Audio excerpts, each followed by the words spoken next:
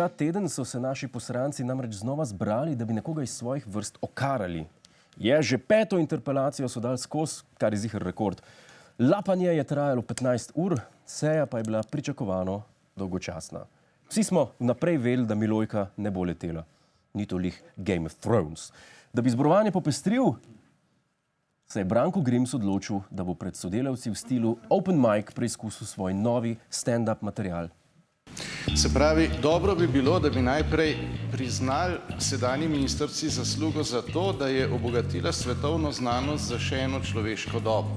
Kajti povsod drugje velja kamena doba, bronasta doba, železna doba, v Sloveniji pa še čakalna doba. Ta ti je ratala, Branko, Grimasa.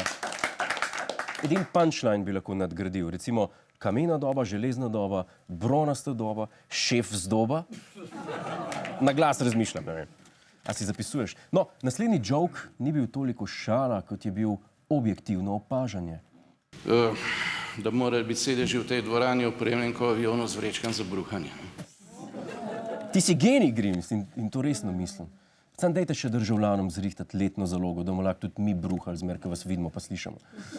Zdaj, kakorkoli svoj stand-up je hotel furati tudi Brankov strankarski kolega Vinko Gorenakov. Ker jaz se svojimi besedami stojim in ne prodajam šentjurskih bočnic. Hvala lepa. Pa jaz tebi ne bi dal merkati narisane ovce, ne pa ti buče prodajo na tržnici. No, ta seja je bila res dolga, tako dolga, da so se starejši občani začeli pritoževati. Ko pogledaš na uro, lahko hitro ugotoviš, da smo začeli tretjo izmeno.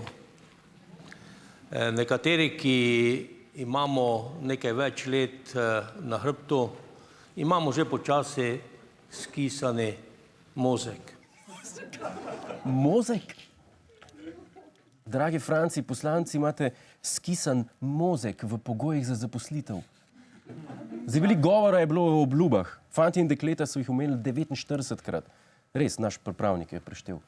Grims je zelo odločno povedal, kaj se mora zgoditi s tistimi, ki obljub ne izpolnijo. Spodletelo vam je na celi črti. In danes ne gre samo za to, da bi bil čas, da ministrica zapusti svoje mesto. Edino, kar bi bilo dobro za Slovenijo, je, da bi odstopila celotna vlada, ki je bila za povrh vsega izvoljena na legitimen način, kar dobro veste. Kar dobro veste. Vse se načeloma strinjam s tabo, Brane. Milojka ni baš najboljša ministrica, ne? Kar se mene tiče, gre lahko ceste pometati.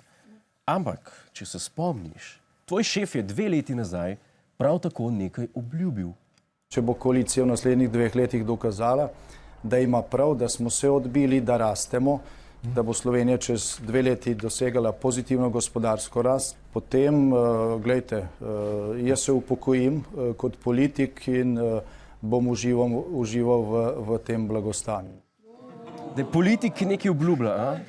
Lej, v zadnjih 2 letih smo imeli rast BDP-ja, rast izvoza, povečanje investicij, izdatki so šli dol, Smerar je še vedno lulek, tle ni vprašanja, ampak dejansko se je zgodilo tisto, o čemer si ti govoril.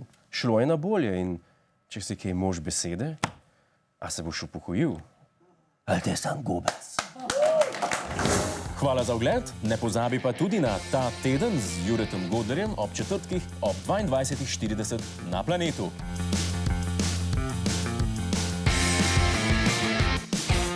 Hej, tujec! Polajkaj nas na Facebooku, posledi nas na Twitterju in naroči se na naš YouTube kanal.